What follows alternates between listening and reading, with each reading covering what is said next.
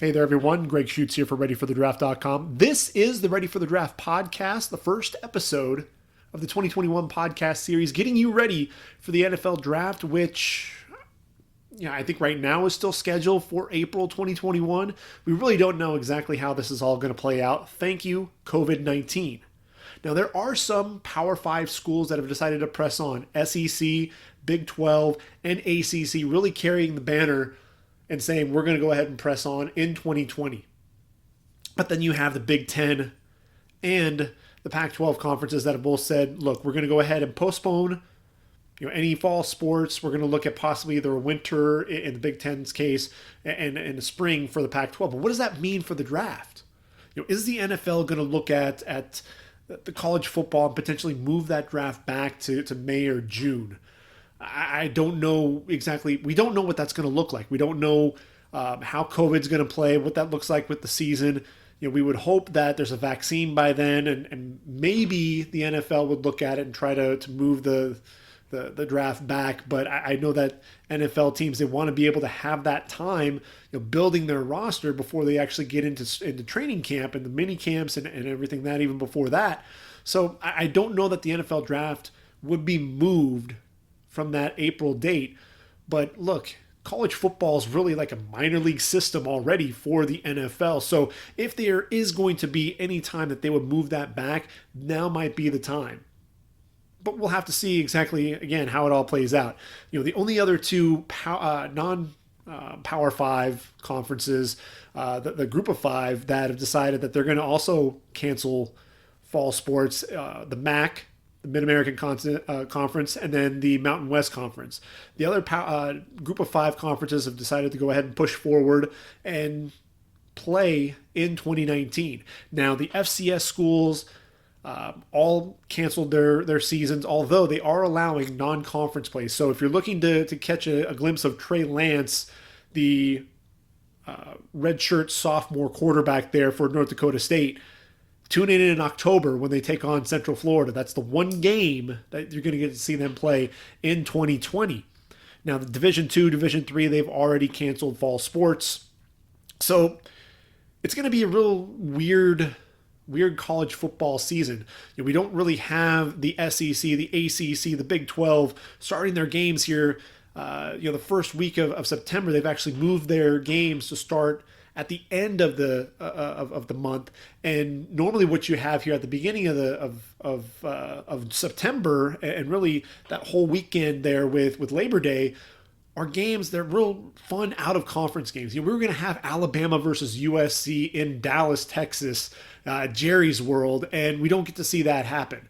Instead, you've got teams that are playing conference games only, especially in the Power 5. I know that some of the group of five schools are looking at trying to get some more of the out-of-conference games played. I know the Big 12 is also looking at just one non-conference game added to their schedule as well. So it's going to be a weird season. I think 2020 has been that year that everyone would like to just forget and move on from. But there is going to be college football. We are going to get to see some players. Not everyone is opting in and playing in 2020 / I guess spring and potentially winter 2021. There are players that have opted out and have decided that they're just going to go ahead and play in the NFL draft. For a number of different reasons. Foremost on their mind is COVID-19, but some of the other guys really looking at it. I'm going to bypass any potential injuries in 2020 and really take my chances in 2021. Now, the shame is ultimately you've got some of these guys, these breakout performers. You look at the SEC and you look at Joe Burrow and what he did there in the SEC. A lot of the guys on that team, Clyde Edwards-Helaire, and Justin Jefferson, they weren't really on the radar like they were at the end of the 2019 football season. You didn't have, if Joe Burrow did not get to play in 2019, you would not have a Heisman Trophy winning season. You wouldn't have LSU winning the national championship, and you certainly wouldn't have Joe Burrow as the number one overall pick. So that's the thing that's such a shame, especially for guys like Justin Fields. Justin Fields is still going to be a top 10 pick in the draft. But you've got some other guys that are out there that are going to be that breakout player. Who are those guys going to be? Who would be those guys that would get to showcase their talents and potentially improve their draft stock or potentially move up draft boards? We see it every single year. Remember Mitchell Trubisky, the 1 year as a starter there at North Carolina, that ultimately vaulted him into the number 2 overall pick just a few years ago. And you can look at that year after year. Look at what Baker Mayfield was able to do. Ultimately the number 1 overall pick. Kyler Murray steps in. 1 year starter there at Oklahoma. He ends up being the number 1 overall pick. So the last 3 number 1 overall picks, they've all really counted on that final season, that last season before they enter the draft to really showcase their talents. And for a lot of guys, they're not going to be able to do that this season. So that's really going to be the difficult part, really trying to evaluate these players, looking at their 2019 tape, and going forward. So that's really going to be, how is this going to look? How's it going to feel? It's something that I don't think anybody really has a lot of the answers to right now. And, frankly, we don't know if there is going to be football in 2021, at least in the spring and the winter. What does that even look like? What does the NFL do? How many guys that are eligible for the draft are even going to opt in and play in the winter or the spring? There may not be very many guys that do because, look, they want that future there with the NFL. They don't want things to conflict with being able to showcase their talents there for the combine and for the private workouts, the individual workouts. So, it's really going to be an interesting time and really unprecedented time here. But what I want to do right now is really go over some of my top 10s. We're going to start with the offense. Next week, we'll go ahead and take a look at the defense and break down some of the top 10s, a couple of the sleepers that I also want to throw in there on the offensive side of the football before we go ahead and call it a day. So we're going to go ahead and start off with the quarterbacks. And I think when you talk about the quarterbacks, you look at Trevor Lawrence as your number 1, and why not? Right? I mean, when you look at Trevor Lawrence, the hype around him, the hype really started before he even stepped foot in Clemson. South Carolina. This was a kid who, the hype train was rolling, and he comes in as a freshman, plays in 15 games, ultimately, displaces Kelly Bryant and as the starter, and 65% of his passes completed, over 3,200 yards, 30 touchdowns, 4 interceptions, comes back as a sophomore, leads the, first he leads the team to a national title there in 2018. I kind of buried the lead there. But this was a guy, look, he had the momentum coming into 2019. All eyes were on him. And this was the guy who really stepped up and played well. 25-0 as a starter before he lost to LSU in the national title game. But, over, just under 66% completion percentage, over 3,600 yards, 36 touchdowns, just 8 interceptions. This is a guy over 200 passes without an interception down the stretch, 20 touchdowns and no interceptions in the final. I think it was 6 or 7 games, last 7 games, including the national title game where he threw no touchdowns, also no picks. But this was a guy who everything, there really weren't any flaws to his game. You're watching him play. He has the arm strength. He can make all the throws in the route tree. He leads his receivers away from defenders, whether it's on the outside on a back shoulder throw, throwing the ball to the outside away from the corner. If he's throwing it over the middle, he's making sure that he's not laying his guys out. He's putting the ball in a position to where the receiver can make the catch, secure the football, and make sure that they're not injuring themselves with a big hit or anything like that. Dropping the ball in over the shoulder, dropping it in the basket on a 9 route or on a post. But this was a guy from the precision passing, the arm strength to throw the ball from the near hash to the wide side on a line. I don't think teams really have gotten this excited about a quarterback, since Andrew Luck came along there at Stanford. I really think in terms of the momentum, you can look at Joe Burrow, one season, yes, having probably the greatest season that we've seen in quite some time. But I think when you're talking about quarterbacks in the hype train, Trevor Lawrence, I can't think of another quarterback who really had quite the hype, that other than Andrew Luck. But I think Trevor Lawrence, really what got exposed was he started pressing. Pressed a lot, there with Clemson against LSU in that national title game. He was really pressing a lot, really trying to force things down the field, really trying to make plays instead of, doing what he always did and let the defense come to him, let the plays come to him, take what the defense was giving him and just play. And I think he was thinking a little bit too much, trying to do too much there against LSU. Only completed 48% of his passes, 234 yards, and like I said, no touchdowns, no interceptions. I think that was probably his biggest issue. Running the football, look, he had over 740 yards on the ground, 10 touchdowns. This guy's got some speed. He's definitely got some wheels. He showed that he can pull away from some defenders as well. I think Trevor Lawrence is going to be the number 1 overall pick. Even if there's a team number 1 overall that doesn't have a need at quarterback, they're going to trade out more than likely unless they need an offensive tackle. We'll get to Penei Sewell, my favorite prospect in this entire draft. But I think outside of that, potential, Penei Sewell, I think Trevor Lawrence is going to end up being that number 1 overall pick when it's all said and done. Moving on to the number 2 quarterback, I think you have to go with Justin Fields. Trevor Lawrence, yes, he was a Heisman Trophy in the top 10 in the Heisman Trophy voting. He was number 7. Justin Fields, he was a Heisman Trophy finalist, 3rd in the voting to Joe Burrow, and then Jalen Hurts was number 2, the runner-up. But with Justin Fields, he transfers from Georgia to Ohio State, and as a sophomore, put on just an impressive performance. Over 67% completion percentage, over 3,200 yards passing, 41 touchdowns, just 3 interceptions. And when you think about that, this is a guy who didn't lose until his final game of the season against Clemson in a classic, where he threw 2 interceptions in that game. Only other pick was against Michigan State. And that was, that was 6th game of the season where he threw an interception. Outside of that, this guy was just a machine. And, in terms of his precision, his accuracy, his ability to throw receivers open, that's one of the things that I can say about Ohio State quarterbacks. I think Ryan Day really has things going, in terms of having a quarterback who, the anticipation, the ball placement, those are things that you see from Justin Fields. And like Trevor Lawrence, this is another kid who has tremendous athleticism.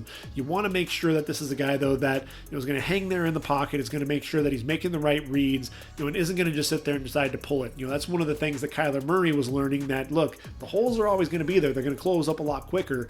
You want to see him make plays from the pocket, but I think this kid has the skills. Teams are looking for the next Lamar Jackson, the next Patrick Mahomes, and I think you can't really compare Justin Fields to them because he doesn't quite have the arm strength that those guys have. I think that's one of the things that Justin Fields is going to have to overcome. That's really what I was looking forward to in 2020. Was getting to see him showcase more arm strength. Didn't really get to see that, but look, there's no question he's a gamer. Had the MCL sprain, said he was about 80% in that Fiesta Bowl against Clemson. Still balls out in that game. Was 13-0 as a starter up until that game. And look, the pick to end the game there, Nolan Turner picking off the pass. Chris Olave broke off the route. That ultimately ended the game 29-23. But look, can't hang his head. He's very athletic, has all the skills and the pedigree to be a top pick. And I think all things considered, if there's a team that needs a quarterback, they're going to trade trade up into the top 5. I think Justin Fields and Trevor Lawrence could very well end up being the top 2 picks in this year's draft.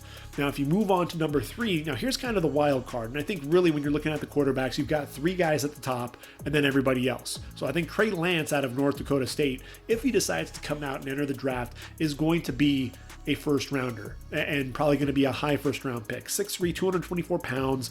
As a redshirt freshman in 2019, completed just under 67% of his passes, over 2,700 yards, 28 touchdowns, just 0 interceptions, over 1,100 yards on the ground, 14 touchdowns. Look, your quarterback was averaging 6.5 yards per carry. Just tremendous athlete. And that's one of the things. I think you see the precision passing. You see his ability to throw the football down the field as well. But it's the athleticism, it's the skills. Those are things, the athleticism is what the new NFL is really looking for. You see what Patrick Mahomes, you see what Lamar Jackson, what they're able to do. Kyler Murray's another guy that's on the rise that people are talking about as well. You see that athleticism there at the quarterback position, and that's what Trey Lance is going to bring. Tune in against Central Arkansas. In October, you'll get to see the one game where Trey Lance can showcase his skills. And look, this game isn't going to make or break him, but it's one of those things. all eyes are still going to be on this kid. And if he really balls out and really has a great game, then that's just going to continue to, that momentum going into the pre-draft process. And after that, like I said, there's a huge drop-off with the quarterbacks after that. I think there are four quarterbacks that have really separated themselves. You're talking Tanner Morgan of Minnesota, Brock Purdy of Iowa State, Jamie Newman of Georgia, and Kellen Mond of Texas A&M. Now look, I think all of these guys, they've got some decent athleticism. I think of the bunch, Kellen Mond probably the best athlete. I think in terms of the best pocket quarterback, it might actually be Tanner Morgan out of Minnesota. 6'2", 215 pounds. He's only a junior, so he could very well come back to Minnesota. But look, his first season as a starter, 66% of his passes completed, 3,200 yards, 30 touchdowns, just 7 interceptions, won 12 of his final 14 games. A guy, he just works so well with Tyler Johnson and Rashad Bateman. I was really looking forward to seeing what PJ Fleck can do after just a great season. Going to the Citrus Bowl against Auburn. What he could do with Tanner Morgan. With Ibrahim as the running back, and then with Bateman there as a receiver. And we're just not going to be able to get to see that. And Rashad Bateman has opted out. So even if there were a winter season in 2021 for the Big Ten Conference, we're not going to get to see Morgan to Bateman, and that was just a lethal combination.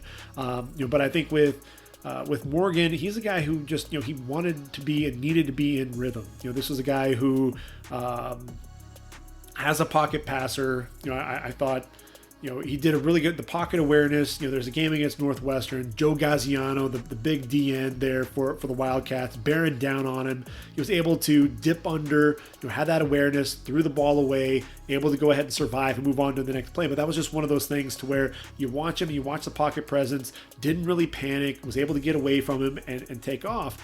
It's something that, you see the ball placement, you see his ability to hit Tyler Johnson, up the seam on one play, and then he's looking to Rashad Bateman on a corner route on the next play, allowing the receiver to go up and get it, throwing the back shoulder throws, stop routes with good accuracy before the receivers were out of their break, putting the ball away from the corners. This is a guy, look, his passer rating was among the best in the FBS. And, I'm looking at Tanner Morgan. I don't know that he comes out. I think he probably doesn't. But he's somebody to me that I think is really on the rise. I think his stock is rising. And he's somebody that I wanted to see. He's the guy, if we're talking about, as I said at the beginning of the podcast, if there was going to be somebody who could potentially have a stock rise in 2020, it could have very well been Tanner Morgan.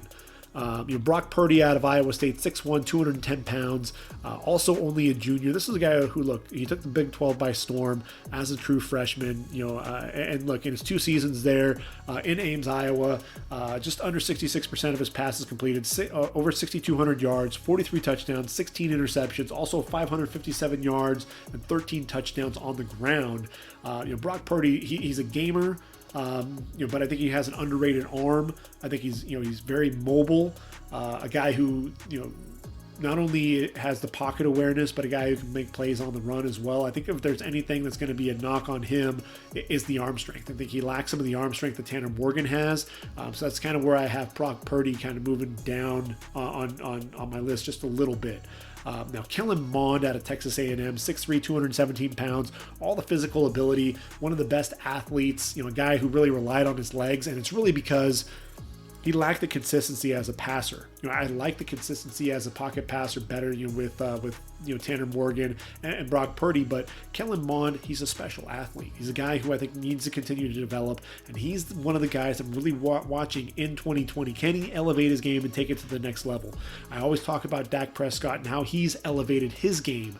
From a junior to a senior. He was just an athlete who happened to be playing quarterback and flipped the script and was a quarterback who just happened to be a great athlete as a senior, seeing the field much differently. I think with Kellen Mond, he's a 57.8% career, has a 57.8 career completion percentage, and just under 7,400 yards, 52 touchdowns, but 24 interceptions. Need to cut down on the mistakes. Need to see the field a lot better. And look, yes, he has over 1,300 yards on the ground. He was able to showcase his speed, showcase the wheels. But I think the reason why he had to use his legs so much was because he wasn't a consistent passer. He would look great on one play, pocket collapsing and able to manipulate the pocket and hit his receiver down the field on one play. But then on the next, the timing would be off. I thought some of his ball security at times, got him into trouble as well. Struggles to throw the ball down the field with any accuracy as well. So he needs some time to develop, and that's really where I worry about Kellen Mond as a pro prospect right now. Then there's Jamie Newman, 6'4", 230 pounds. Had a breakout season for the Wake Forest Demon Deacons in 2019. 61% completion percentage, 26 touchdowns, 11 interceptions, over 2,800 yards. This is a guy who showed the wheels. Very, very athletic, 574 yards on the ground. A guy who could tuck and run and go, pick up some yards on the ground. But this was a guy, look, the back shoulder throws, putting it on the left shoulder, allowing the receiver to elevate for the ball to the outside, if he's throwing to the left side. A guy who, to me, the play action, does a really good job seeing the field, the eye discipline to hold the safeties, the athleticism. I keep going back to that, but that's the thing that I think really is intriguing about Jamie Newman. He's still, the consistency, needs to cut down on the mistakes, the interceptions. I think Jamie Newman, with Wake Forest, they started the season 8-0. They started, just firing like gangbusters, and then the moment that he lost some of his receivers, especially Sage Surratt, in game number 9, that's really where things really started to fall apart for Wake Forest. And Jamie Newman ends up transferring to Georgia. He's decided he's going to go ahead and opt out. Looks like the Bulldogs are going to go with JT Daniels more than likely, the transfer from USC. And Jamie Newman's decided to enter the 2021 draft. I think he's was a grad transfer, so he's already graduated from Wake Forest. And what's going to be interesting is what he looks like. He's going to have to continue to work on the arm strength. He's going to have to work on decision making. You really can't see that in a lot of simulated performances. You really see that in the game when he's actually under pressure. He's got a guy bearing down on him. What's he going to do? How's he going to manipulate the pocket? How's he going to find his receivers down the field and make plays? That's really the thing that I wanted to see with Jamie Newman that I'm not going to get to see. I'm getting robbed of that because he's opting out with all of this COVID madness. I think Kellen Mond has the biggest chance to have that breakout season and end up solidifying himself as that number 4 quarterback. But right now, it's really kind of up in the air with this group. I'd actually put Tanner Morgan above some of these other guys just because I think there's a little bit more polish to his game. But you can't, like I said, Kellen Mond, keep an eye out for him. And if we move into the last of my top 10, you're looking at Kyle Trask out of Florida, a guy who stepped in as a starter there. Felipe Franks goes down, and 6'5", 239, a big kid. The ball's in his hands now there with the Gators in Gainesville, and he's going to get to play a full season there in the SEC. He's a guy that you're going to be watching for a potential breakout year. Sam Ehlinger out of Texas. Good Lord, this is a guy, I feel like he's been with the Longhorns forever. But a kid who has tremendous athleticism, 6'3", 230 pounds. He's continuing to get better, completing more of his passes, over 65% of his passes completed in 2019. A guy who, he's a gamer, he's gritty, but the consistency, that's one of the things that, that he needs to work on. He needs to be more consistent.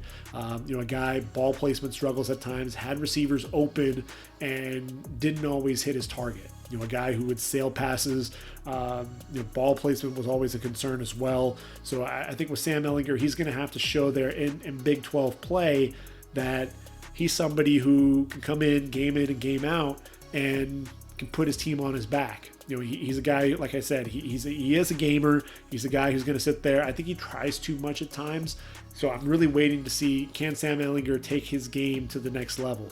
I think he's underrated as a runner, over 1,500 yards in his career. And look, he's 6'3", 230. You don't realize just how big he is, but he's really tough to bring down as a runner.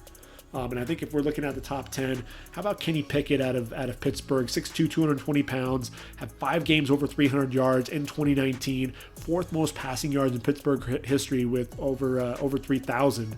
13 touchdowns, but 9 interceptions. Need to cut down on those mistakes.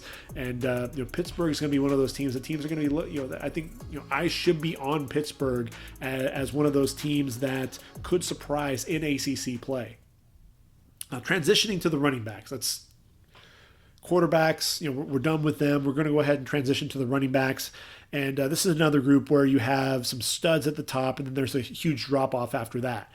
Travis Etienne, Chuba Hubbard, Najee Harris. I think if you look at anybody's top 10s for the NFL draft at the running back position, these 3 guys are going to be at the top of the list. It just depends on the order. For me, Travis Etienne is your number 1 running back. 5'10", 210 pounds out of Clemson. Career rushing touchdown leader for the ACC with 56 on the ground. A guy who I think became more of a receiver in 2019. 37 receptions for 432 yards and 4 touchdowns.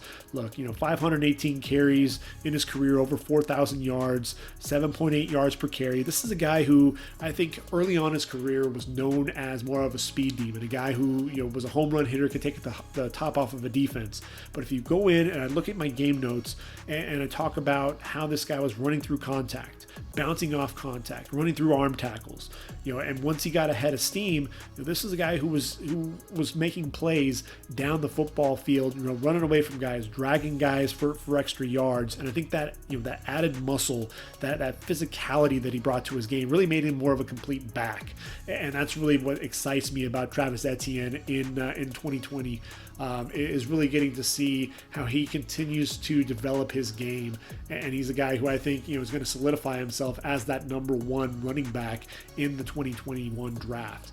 Chuba Hubbard out of Oklahoma State, look, 6'1", 207, the junior. Look, as a freshman, I was talking about why was this kid getting so much playing time over Justice Hill? Was Justice Hill in the doghouse, with Mike Gundy, or was this kid that good? And it turns out, yeah, he's that damn good. You look at 2019 as a sophomore, over 2,000 yards on the ground, 21 touchdowns. Just a guy who was a threat to go the distance on any given play. Like 8.6 yards per rush. Has that sprinter speed. Excellent vision as well, though. So that's the thing. He has the vision to see the hole. Once you let him get north and south, he's a blur. Very decisive with, puts his foot in the ground, gets north and south in a hurry. Excellent hands, 45 receptions in just 2 seasons there with the Cowboys. Just a guy who was continuing. I think the biggest thing is you look at the yards after contact. I talked about that with Travis Etienne.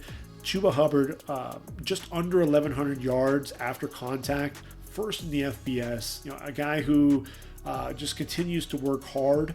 And that's something that I think you really look at is, with Chuba, he's also stepped up as a leader. There's been talk, especially with a lot of the social injustice. He's really taken a leading role there for the Pokes. And so I think that's something too. You talk about character, you talk about, what this guy can bring on and off the field for a community. And Chuba Hubbard's definitely right there among the top. Najee Harris out of Alabama, 6'2", 230 pounds. He doesn't have quite the speed that either of those 2 guys have, but this is a dude, look, I'm watching him against Michigan in the Citrus Bowl, had this burst up the middle, and then a subtle lateral cut on the linebacker to get to the second level. Just very easy mover, looked a lot more fluid. Doesn't have, like I said, quite the burst that some of those guys have, but he's a punisher between the tackles. He's very difficult to bring down. Has some speed to get to the outside, but that I don't think is necessarily his forte. He does have surprising athleticism for a guy his size, 6'2" and 230 pounds. He's out there hurdling guys in the open field. A guy who has a pretty nice spin move to him as well. But I think those lateral cuts for a guy that big really is eye-opening. Had 27 receptions in 2019. You really want to see what he's going to be able to do in 2020. Can he continue to catch the ball out of the backfield? But he was a showcase back. He was sharing the backfield, as a freshman and sophomore, but as a junior, over 1,200 yards on the ground, 13 touchdowns. Najee Harris has a chance to continue to move himself up draft boards. I think he's probably a day 2 pick right now, but he could very well end up moving himself into round 1 consideration. I think after that, like I said, there is a drop off, and this is where guys are all over the place in terms of who's going to be the next running back coming off the board. I'm looking at Kenneth Gainwell out of Memphis. Look, 5'11", 191-pound junior, and look, you had Darrell Henderson there, who was a beast, and I think Kenneth Gainwell really picked up where he left off. Over 1,400 yards on the ground, 13 touchdowns in Mike Norvell's offense, 6.3 yards per carry, 51 receptions, though, for 610 yards and 3 touchdowns. So I think that's really the big thing that he has going in his favor is the receiving. And that's what you see at the next level. The hands, the ability to catch the football in space and make plays after the catch. And that's one of Kenneth Gainwell's fortes. You look at it, the feet, you see him dancing in the hole, his cuts and ability to make people miss in the open field. I think that's what makes this guy special. All he needs is a crease getting downhill, much like Darrell Henderson. I mean, when you think about Memphis, they have, Brady White at quarterback, you had DeMonte Coxey, you had this guy at running back. A lot of talent on that Memphis Tiger offense. And of course, Antonio Gibson, who's one of those dark horses there to be the running back of the future there for the Washington Redskins. So I got Kenneth Gainwell at number 4. Number 5 for me is actually Kylan Hill out of Mississippi State. 5'11", 215 pounds, SEC leading rusher in 2019 with over 1,300 yards on the ground, 10 touchdowns. 44 receptions in his career as well. A guy who's a tremendous pass blocker, and that really goes a long way at the next level, his ability to pass block. But this was a guy who battled an injury late in the season there for the Bulldogs, so you hope that he's a guy who can really showcase his skills here in 2021. He's going to be in a new offense. Mike Leach bringing his air raid offense there. So, Kylan Hill being able to showcase his hands, catching the football out of the backfield, and also, you got to remember, Mike Leach, he likes to run the ball in his offense. Yes, he's going to spread you out. Yes, it's kind of an air raid type offense, but he's going to allow that running back to make some plays. And so, it's going to be interesting to see Kylan Hill in this Pac-12 style offense. Speaking of Pac-12, CJ Verdell, a guy that we're not going to get to see in 2020 at least. He's a junior out of Oregon, 5'9", 210 pounds, back-to-back 1,000-yard seasons, 41 receptions as well in his career. But a guy who, he runs the ball with physicality, has the speed to go the distance as well. This was a guy, against Utah, went up against Terrell Burgess, and, a guy, he just made him miss in the hole. A guy who was talked about as a legitimate pro prospect going there to the Rams, and this is a guy who ultimately made him look bad in coming up trying to help in run support, ultimately allowed CJ Verdell to bust off a huge run. This is a guy, 23 carries, 257 yards, and 3 touchdowns against Washington State. Just a few games later in that Utah game, 18 carries, 208 yards, 3 touchdowns. Both of those games over 11 yards per carry. This is a guy who can be a special back. He's sharing the load with some of the running backs there at Oregon, but given the chance, Mario Cristobal wants to run the ball, and I think CJ Verdell could definitely have a huge season. Jarrett Patterson's another guy, 5'9", 195 pounds, the junior out of Buffalo. The MAC is not going to play in 2020, so another guy that we don't get to see play. It's kind of a shame there as well. But look, quick feet, very shifty, drops his pad level though, and keeps that leg drive going. Another guy we talked about, over 200-yard games, 26 carries, 298 yards, and 6 touchdowns against Bowling Green. That's 6 touchdowns in a single game. That was a single game MAC record. A guy he's physical. He loves to get north and south, runs through first contact, spins out of tackles, excellent balance, uses a good stiff arm as well, excellent jump cut ability. That's really the big thing that I think for him is those jump cuts. And when you watch him play, that's really what he showcases. And I think he and Kevin Marks there for the Bulls, I was really looking forward to seeing what they could do. Now, Sunbelt, they have decided that they are going to go ahead and play in 2020, which means we get to see Elijah Mitchell and Trey Regis. Trey Regis is a guy, to me, I think he's more of a one-cut-and-go type of a guy, a downhill runner, whereas Elijah Mitchell, 5'11", 217 pounds, over 1,100 yards a season ago, 16 touchdowns as well. This is the guy to me that I think he can run hard between the tackles, but he also has the athleticism on the outside. I think he puts his foot in the ground when he sees that hole, hits the crease full speed in a hurry. Has the ability to make people miss in the open field. Very quick feet between the tackles as well. I think Elijah Mitchell, Louisiana Lafayette, I think that's a team that you have to continue to watch. You have to watch that running game. I think Billy, Napier, that's a name that you really have to know because he's really got that program moving in the right direction. Now, at number 9, you've got Chris Evans, 5'11", 216 pounds, a guy who's, Michigan, with the way that offense has been going, kind of up and down career there. Only played in 10 games in 2018. You put on some of the game film, though. This is a power runner, a guy who, averaged 5.2 yards per carry a season ago. Also 18 catches, 148 yards and a touchdown. Has some good physical skills. And again, we might get to see him in the winter. He's a guy that could have benefited from a full season in 2020. Same goes for Trey Sermon. You're trying to get out of the shadow of Kennedy Brooks there in Oklahoma. Didn't want to share the backfield. Wants to move to Ohio State. He's 2 years removed from a near 1,000-yard performance. 947 yards, 13 touchdowns in 2018. Fast forward to 2019, played in only 10 games, battled some injuries, did average 7.1 yards per carry though, and I think with Trey Sermon, big physical back, he's 6 foot, 216 pounds, has some lateral ability as well, very athletic as a running back. A guy who, you put him in Ohio State's offense, and I think he would have, he was poised for a breakout season. A guy who does a really good job pressing the line of scrimmage. And at OU, they've got that guard tackle run play that they run time and time again. And I think one of the things that you see with Trey Sermon, very patient, allows that to develop, and does a really good job reading the blocks, reading the defense, and making the cuts off of those blocks. That's what I really wanted to see him bring to Ohio State, was that vision and that cutback ability. And unfortunately, we won't get to see that at least until the winter. Now, Kennedy Brooks out of Oklahoma, he's decided to opt out and enter the draft. 5'11", 216 pounds, back-to-back 1,000-yard seasons for the Sooners. And this is a guy, when you think of top running backs, he's not really somebody that jumps off the tape and says, yeah, this is going to be the guy that is going to be in your top 10. But, another guy, very patient. He looks to get north and south as quickly as possible. A guy who runs behind his pads and able to pick up extra yards. Not a ton of wiggle, though, at the second level. Has kind of an average burst to the outside. So I've got him just outside my top 10 right now.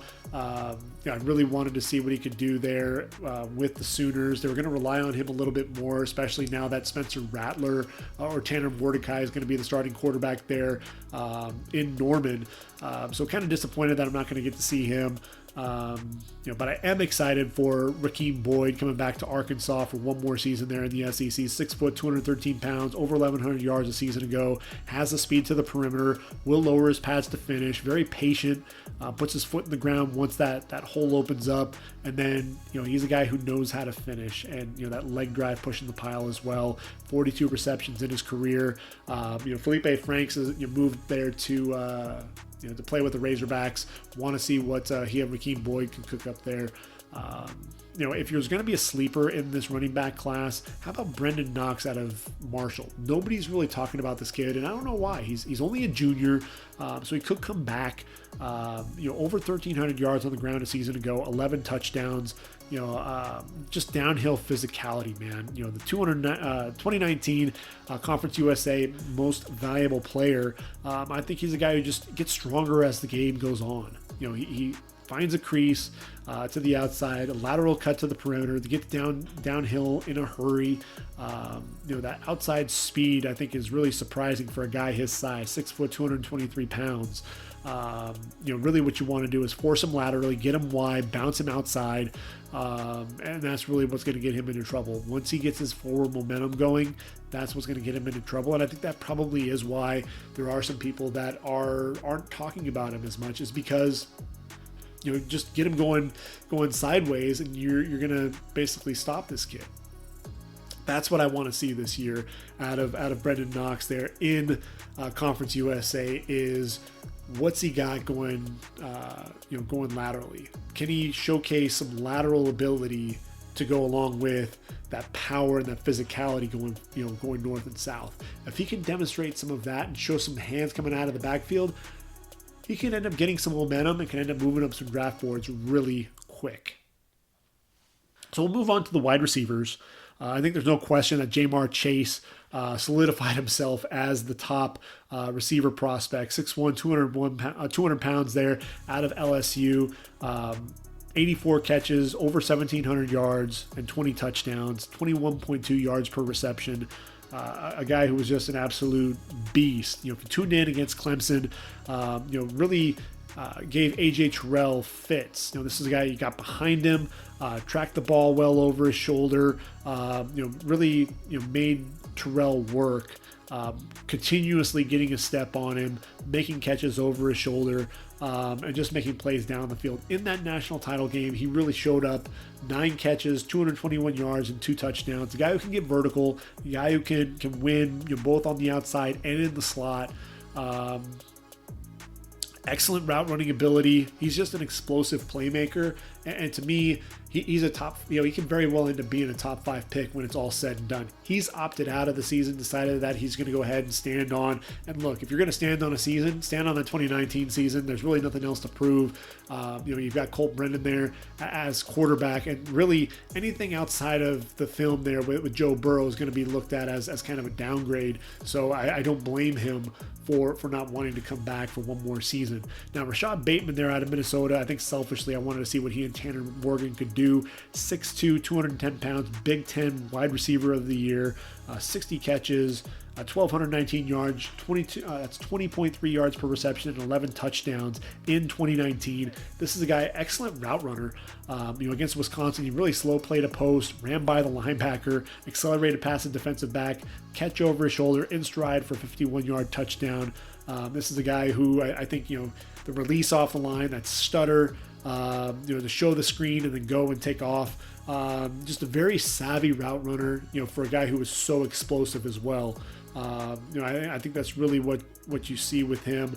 I talked about the route running ability. Does a really good job flattening out his out routes, those out breaking routes, making sure that he's helping out his quarterback. Does a really good job coming back to the football as well. I think he's one of the most fun receivers to watch. He's not getting out of the top 15 picks in my opinion. You look at Jalen Waddle there out of Alabama, 5'10", 182 pounds, the junior. May have been the most explosive receiver there at Alabama, and that's including Henry Ruggs III, who was a number 1 receiver taken in the 2020 draft. Very sudden, had a 98-yard kickoff return there against Auburn.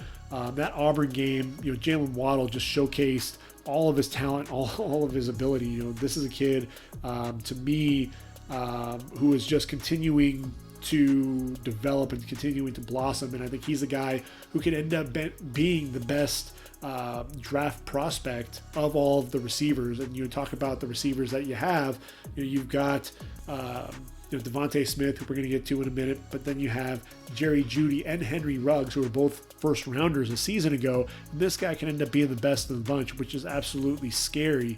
I'm going to be curious to see what he runs in the 40, if he can beat Henry Ruggs' time. But against Auburn, 4 receptions, 98 yards. Let's see, that 98-yard kickoff return as well. In that game as well, the receiving yards, 4 receptions, 3 of those went for touchdown. And, the explosive playmaker, speed kills. And you see, if he can showcase that he can go up and attack the football in the air, if he can show that, he's not just a speed guy, that he's somebody who can be like Henry Ruggs, who can go up and attack the football in the air, he could end up challenging for a pick in there in the top 15 as well. I think he's somebody who's going to battle Rashad Bateman and Jamar Chase as much as possible, trying to get his name up there. And he's somebody, who is, you should not sleep on. I think Devontae Smith out of Alabama, 6'1", 175 pounds. Look, this guy, you had Judy, who everyone was impressed with his route running ability, and Henry Ruggs was the speedster. Devontae Smith was a guy who he wasn't outstanding in any area, but he did everything really well. I think his biggest thing is just he always found a way to come up big. When you needed a guy who was going to make a play, I think Tua was able to rely on Devontae Smith, and that's really what reliability is something that really you look for in a receiver. And I think for me, when you watch him play, you talk about a guy like Keenan Allen and his ability off the line. He wins off the line, and I think that's one of the things that Devontae Smith does really well. He may not have that vertical speed that Ruggs or Judy or even Waddle have, but this is a guy, he's going to attack the football in the air.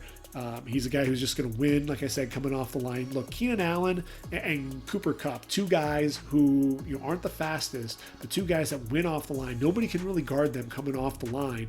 And when you look at that and their ability to make plays, that's really where I look at Devontae Smith, and I think the future is bright for him. You look against Mississippi, 11 catches, 274 yards, and 5 touchdowns in that game. Just an absolutely remarkable game. And then just a few games later against LSU, 7 catches, 213 yards, and 2 touchdowns. That's 30.4 yards per reception. I think for me, this is a guy who has the potential to be a top 20 pick. Don't sleep on him. Chris Olave out of Ohio State, 6'1", 185 pounds, the junior. Over 840 yards there in 2019, 12 touchdowns, a guy who was really the vertical threat. Ohio State had a lot of receivers who were possession guys. KJ Hill, Austin Mack, Benjamin Victor. Olave was the guy that was going to stretch the defense. But I think what I was most impressed with was the special teams ability. You watched him in that Fiesta Bowl against Clemson. Special teams tackle on Amari Rodgers for little gain, down to punt at the 1 yard line. That's one of the things that you really look at with Chris Olave. His ability to block as well. In addition to being a tremendous receiver, this kid's going to be a first rounder, no doubt about it. Sage Surratt, they're out of Wake Forest, 6'3", 215 pounds, over 1,000 yards in nine games. Then he ends up having that injury. This was a guy, though, he was the only receiver over 1,000 yards at that point. 66 catches, 11 touchdowns. So that means a touchdown in every 6 receptions. And with Sage Surratt, he's a big physical receiver, a guy that makes plays down the field, does a good job adjusting to the football in the air as well. He's opted out. He's going to go ahead and enter the draft. Has a chance to be a late first-round pick, in my opinion. As does Nico Collins out of Michigan. Look, 6'4", 222 pounds. You can't really look at the stats. Don't look at the stats with this guy. The stats don't tell it all. Just 37 receptions, 729 yards, 19.7 yards per reception. But this is a big physical dude, a guy who is faster than you would expect for a guy his size. Really good route runner, a guy who's going to come back for the football, excellent leaping ability, extends for the football, natural pass catcher, and a guy who runs hard and runs strong after the catch. I think Donovan Peoples-Jones got a lot of hype last season, but I think this is the guy, to me, I'm hoping that Michigan and the Big Ten will get to play in the winter, because then we'll get to see a lot of Nico Collins. Rondale Moore, out of Purdue, 5'9", 180 pounds, showcased his skills as a true freshman. Everyone was just waiting for this guy to enter the draft, right? 114 receptions, over 1,200 yards, 11 touchdowns, had 2 more touchdowns on the ground, and was a speed demon there as a returner as well, a threat to go the distance, a guy who's going to end up being a tremendous slot receiver. Then he has the injury in 2019, plays in only 4 games, and really I think now's the time for him to opt out and go for the draft. I would have wanted to see him come back, and I think really he could have improved his draft stock. I think he's probably looking at more towards the end of round number 1, possibly even into round 2 right now, because you worry about some of his durability.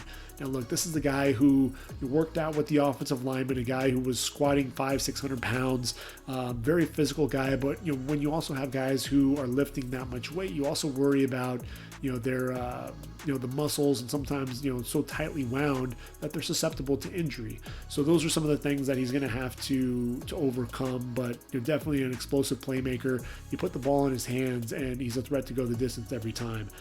So I know the Boilermakers are devastated that he's not going to be there for them for the 2020 season. Tylan Wallace, though, coming to Oklahoma State, he is going to play in 2020. 6 foot, 185 pounds. Biletnikoff Award finalist in 2018. 86 catches, over 1,400 yards, 12 touchdowns. Then he gets injured. Still gets to play in 9 games in 2019, but the injuries, obviously a disappointment for him.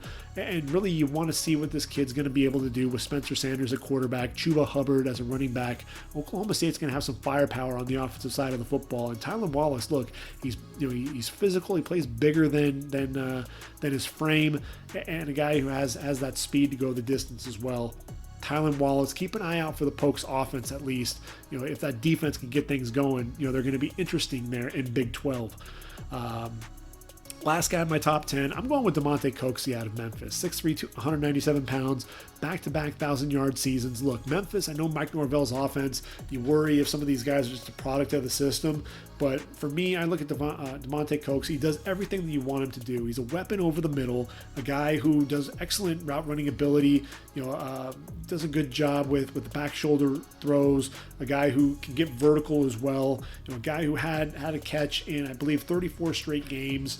And he's somebody who, like I said, a threat to go the distance. He's a big physical target. Like to see him put on a little bit of weight. He can get rerouted, can get jammed at the line, but he does a good job using his body to shield it from the ball from defenders.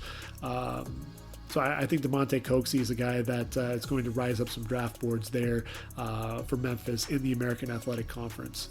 Now, 2 sleepers, both guys that we're not going to see in 2020. Amir Smith-Marset and Amon-Ra St. Brown.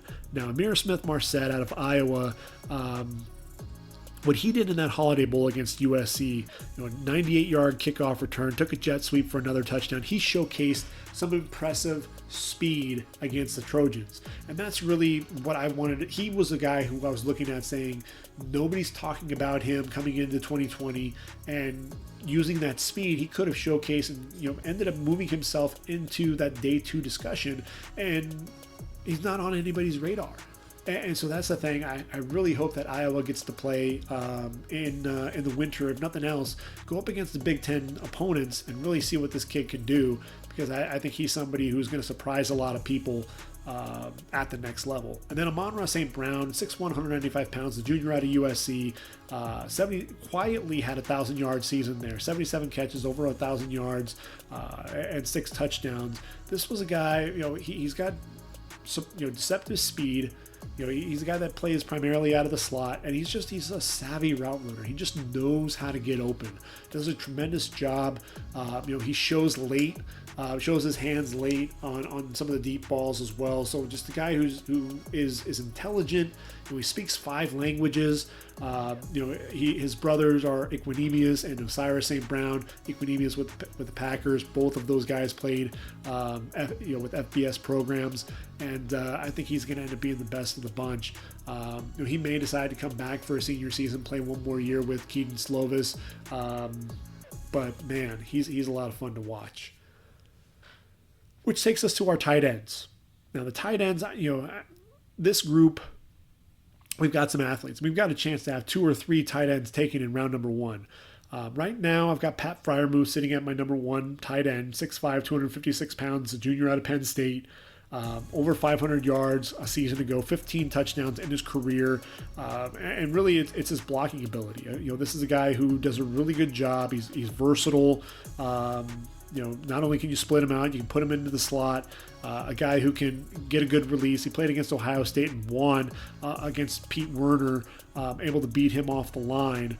A guy who can get vertical a little bit, has some decent hands, makes the contested catches over the middle as well. But again, the blocking ability, he was freeing up Journey Brown quite a bit. That inline blocking ability, that's something that you definitely want to be able to see out of him. And if you're looking for that complete tight end, Pat Freiermuth is going to be your guy. But if you're looking for a receiving option and the speedsters out there, Kyle Pitts of Florida and Brevin Jordan out of Miami, Florida, those are the guys that you really want to key in on. Now, Kyle Pitts looks like a buffed up receiver, man. 6'6", 239 pounds. Man, he's got some speed. And that's really one of the things that I think is impressive about him. Just so physical. They're against Virginia in the Orange Bowl. He actually was adjusting backside to a ball, but threw down the safety and ended up getting called for offensive pass interference. But a guy who just is very, very physical as a receiver. 54 catches, 649 yards, 5 touchdowns. He's going to be a guy to watch. I really want to see what he runs in the 40, because if he's running, in the 4 or 5s, this guy is going to be a lock for the first round. Same goes for Brevin Jordan. Look, 6'3", 235 pounds there for the Hurricanes. That guy who's battled some injuries, had a left foot injury. He's only played in 9 games in each of his 2 seasons there with the Hurricanes, but still was a Mackey Award finalist, first team All ACC, 495 yards, receiving, 14.1 yards per reception. He's going to be a guy to really keep an eye on there for the Hurricanes. Both of those guys are playing in 2020, so Pat Freiermuth, he may get to play in 2021, may not. So these are 2 guys that I think, with the way things are set up, could really move up the draft board and end up being your top 2 tight ends when it's all said and done. I think after that, you've got Charlie Kolar out of Iowa State, 6'6", 252 pounds, only a junior, first team All Big 12, 51 catches, 697 yards, 7 touchdowns.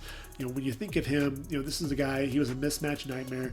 The linebackers, you just throw the ball up to him there in the red zone, and he was making plays left and right. Linebackers just couldn't cover the guy because of his size, but he also moves pretty well for a big guy as well. Brant Keithy out of Utah, 6'2", 235 pounds, also a junior, 17.7 yards per reception in 2019. A guy who undersized a little bit at the tight end position, but moves very well. I think he's going to probably run in the 4.6 range potentially. Excellent blocker as well, so I think he's an underrated prospect there for the Utes. Matt Bushman, the veteran there for BYU, over 125 receptions in his career, over 1,700 yards and 9 touchdowns. A big play weapon down the field, 6'5", 240 pounds. Cade Otton, another big-time weapon, 6'5", 246 pounds, the junior out of Washington. Everyone was talking about Hunter Bryant, but this was a guy who, 32 catches, 344 yards. He made a name for himself in his own right. He's a good blocker, a better blocker, obviously, than Hunter Bryant, but showcased some decent hands. Here's the thing. He battled some injuries. This is going to be his coming out party as a junior. He's not really going to be able to showcase anything until hopefully either the winter or the spring, and you worry about what he's going to really be able to showcase out there.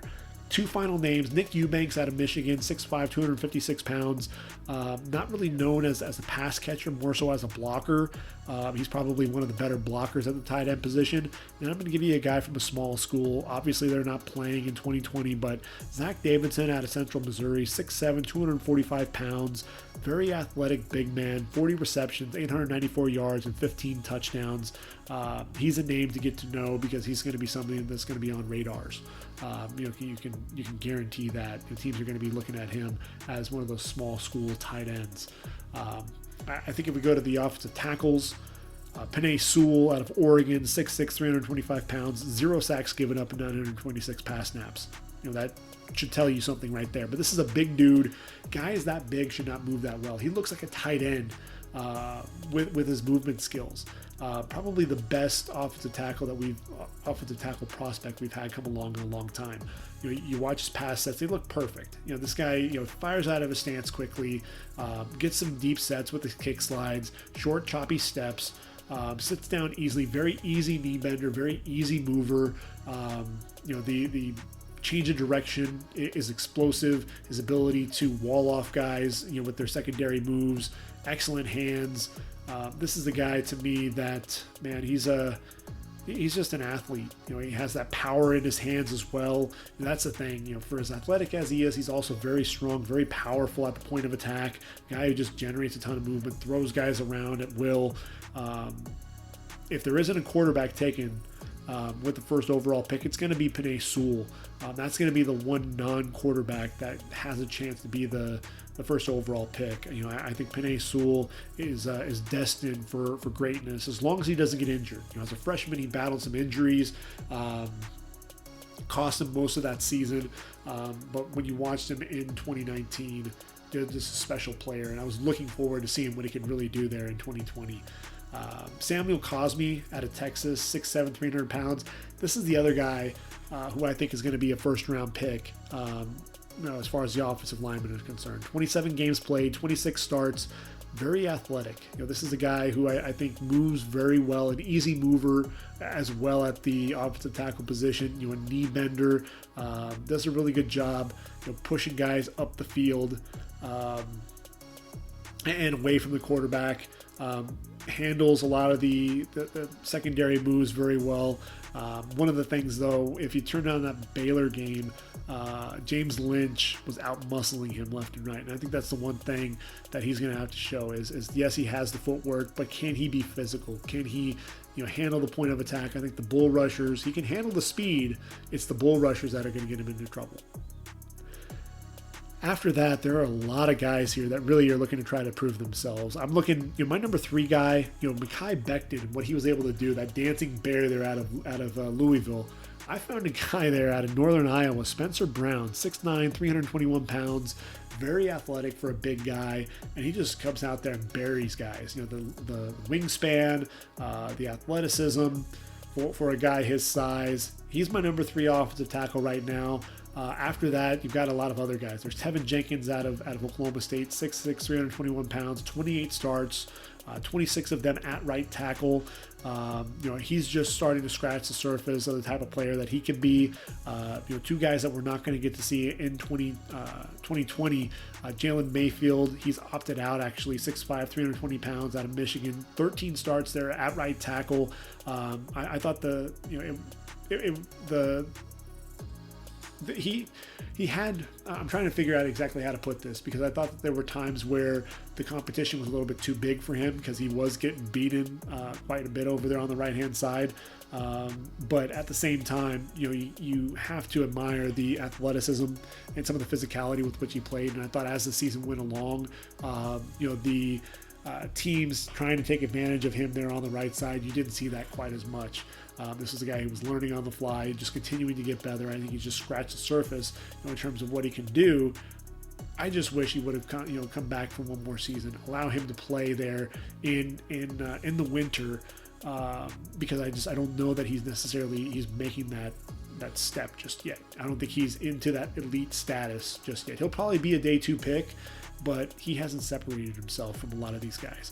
Walker Little out of Stanford, 6'7", 320 pounds, a guy who moves very well and was burying some guys there at Stanford. Excellent knee bender as well, long arms, excellent reach. But then he has the knee injury in 2019. 2020 was supposed to be his rebound season, and a guy that was, had a lot to prove and was going to come back. Well, we may not even get to see him even in 2021. We don't know what his health is, what he's going to look like. And so that's, a little bit alarming. There's a red flag there for him right now. Same with Alaric Jackson out of Iowa, 6'6", 315. He was really looked at as going to be the twin towers there with Tristan Wirfs there for Iowa. And, he went down to injury. Tristan Wirfs kicked over to the left side. When he came back, I thought he was really up and down, struggled with some of the speed. And so he's somebody who really has to step up his game and prove that he can play at an elite level for an entire season. Dylan Radins out of North Dakota State, 6'6", 298 pounds. Look, this guy, a 3-year starter, first-team All-American, very agile, climbs to the second level very well. Excellent run blocker, but I think his pass sets keep getting better and better. He's the guy that's going to be on the rise. Landon Young, 6'7", 321 pounds out of Kentucky, 64 knockdown blocks in 2019. Really a rebound year after redshirting in 2018 with a knee injury, but a very physical player. He's somebody who could potentially kick inside to guard, as would Tommy Doyle out of Miami of Ohio, 6'8", 326 pounds. We won't get to see him. The Red Hawks, their Mid-American Conference, they aren't playing games in 2020, so we won't get to see him play. But like, this is a kid who played hockey in high school, so you're looking for guys with toughness. Tommy Doyle's that. Illinois State, another guy we won't get to see, but Drew Himmelman, 6'7", 310 pounds, the 3-year starter, former basketball player, very athletic, easy mover laterally. I think that's one of the things that jumps off the tape when you watch him play. Liam Eichenberg out of Notre Dame, 6'6", 305. I think this is a guy who is a good good technician. Takes really good angles. Quick power step to beat defensive ends to the inside, squares them up. Very balanced at times as well. Bends his knees, absorbs contact. Like I said, the power steps you see, but he's not overly physical in the running game. Get overpowered at times. Gets a little bit too high with his pad level. Doesn't get in a lot of depth on his kick slide as well. So that's going to be a concern. And then he had 2 false start penalties early on in a game against Boston College, and just seems to want to get in his head a little bit too much. And so he's somebody who I think I'm looking to have a big year there in the ACC and really elevate his draft stock. 2 other names to keep an eye out for: Greg Island out of Mississippi State, 6'8", 335 pounds. 17 starts at left tackle, 8 at right tackle. But he's the guy who could potentially showcase some of that athleticism, but he may even kick inside to guard. And then Josh Bell out of Marshall, 6'8", 309. In 2018, he played at Butler City College. Had only 1 start in 2019, but there's that offensive tackle rotation with Will Ulmer and Tarek Adams there for the Thundering Herd. This year, he's going to be the guy that's going to be leading the way for Brendan Knox. If he has a big year there for the Thundering Herd, Josh Bell is going to be a name that's going to start. Josh Ball is going to be a name that's going to be rising up draft boards.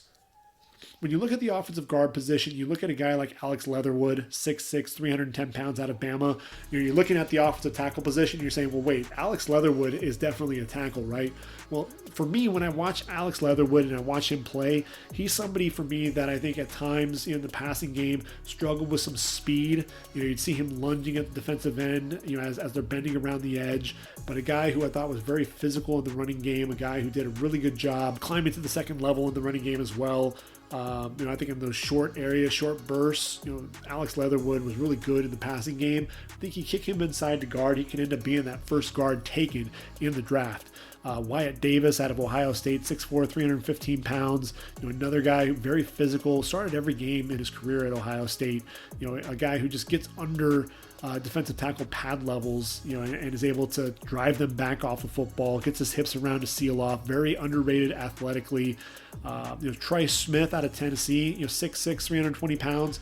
The freshman All-American. Then he has the blood clots. I think that's well documented. Comes back, kicks inside to guard, and I think he has that athleticism. Has that power in his hands. Very physical, getting under the pad level to drive his man back. But I think some of the he lunges a little bit too much, gets too far over his toes at times.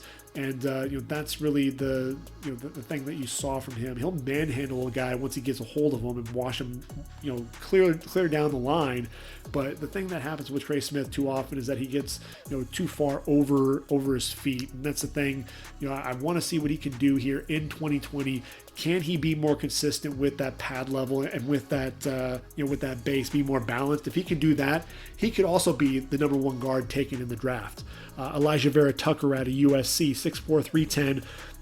Played in 27 games, 13 starts at left guard. Can also play tackle in a pinch. Third-team All-American. He was USC's Offensive Lineman of the Year, and that included Austin Jackson, a first-rounder out of Miami, for the Dolphins. I think Deontay Brown out of Alabama, 6'5", 338 pounds. He's a mauler in the running game, but that suspension, in 2018, the last 2 games of 2018 and the first 4 games of 2019, an NCAA violation, red flag there. Jack Anderson out of Texas Tech, 6'5", 315 pounds, 26 starts, then that shoulder injury after 3 starts in 2019. He's somebody that's looking to rebound here in 2020. And then really quickly through the centers, Rashawn Slater out of Northwestern, 6'3", 314 pounds, 37 starts, 26 straight. This is another technician. The feet, the hands. He challenged Chase Young there at the left tackle position for Northwestern, but look, he's 6'3". So where's he going to play? Is he going to play left tackle? Like Isaiah Wynn, are you looking at a guard? Could he move inside to center? If he moves inside to center, he can end up being a first-round pick, in my opinion.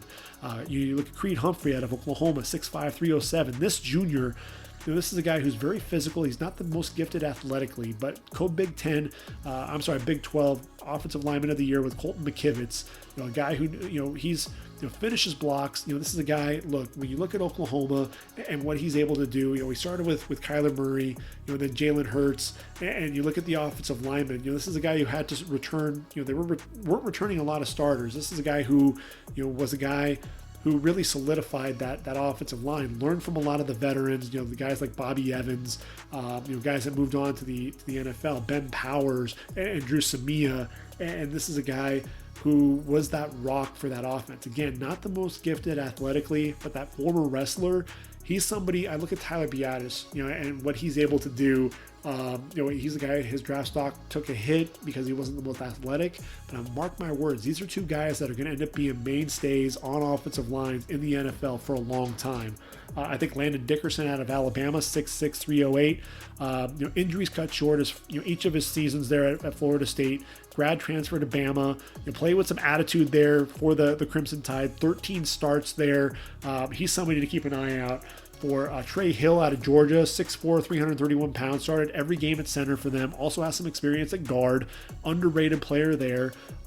Josh Myers out of Ohio State, 6'5", 312 pounds. 900 snaps in 2019. Somebody to keep an eye on. As is Jimmy Morrissey out of Pittsburgh, 6'3", 305, first team All ACC, 36 starts to his credit, 3.4 GPA, team captain, but most importantly, 0 sacks given up in 2019. He was keeping Kenny Pickett upright, and that's what you want to see out of your centers. And then finally, Michael Bennett out of Penn State, 6'4", 313, pretty agile for a center.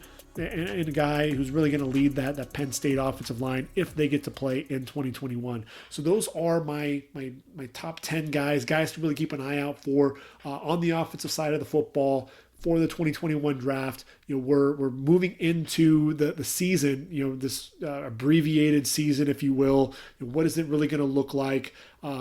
Thursday, September 3rd is where things kick off. You get to see UAB play against Central Arkansas. Southern Miss and South Alabama get to play. Those are the only two games until Saturday, September 5th. Marshall gets to play against Eastern Kentucky. Army against Middle Tennessee, and SMU takes on Texas State. North Texas gets a game in. Memphis gets to take on Arkansas State, and UTEP taking on Stephen F. Austin. Monday, September 7th, BYU Navy, probably the biggest game of the college football season to this point. So it's going to be really an interesting season, to say the least. You're not going to get to really see any ACC schools until week 2. Syracuse, North Carolina, Iowa State gets to play. So that's really where the season starts to kick off. Notre Dame takes on Duke. We get to see Trevor Lawrence play. But we have to wait a week to be able to see that. That's Saturday, September 12th. So this first season, this first week, you're really going to get to see a lot of the group of 5, and that's really for their time to shine. If there's going to be a game that I'm really circling and wanting to watch, it's going to be that Marshall game. They're playing Eastern Kentucky, but I really want to see, again, Josh Ball, see what Brendan Knox can do. I think those are some guys that I'm really interested in seeing. So that's really what we have here. I'm going to go ahead and wrap things up. This has been the Ready for the Draft podcast. I've been your host, Gregg Schutze. Stay tuned. Next week, we'll talk about the defense. We'll take a look at my top prospects there on every position on the defensive side of the football. And we'll start breaking down that second week of the college football season when we really get to start seeing those Power 5 schools and some of those Group of 5 schools really start to play in some of those conference games. So I'm really looking forward to kicking everything off. Hope you've enjoyed the podcast so far. And we're going to go ahead and do a lot more of this. I've got some surprises up my sleeve throughout the season as well. So stay tuned, and we'll get you ready for that NFL draft whenever it takes place in 2021. So be safe out there. Wash your hands. Practice social distancing, And stay tuned and come back next week. We'll do it all over again. So take care, everyone. Again, this is Gregg Schutze for ReadyForTheDraft.com. This has been the Ready for the Draft podcast, and I am out of here. Take care.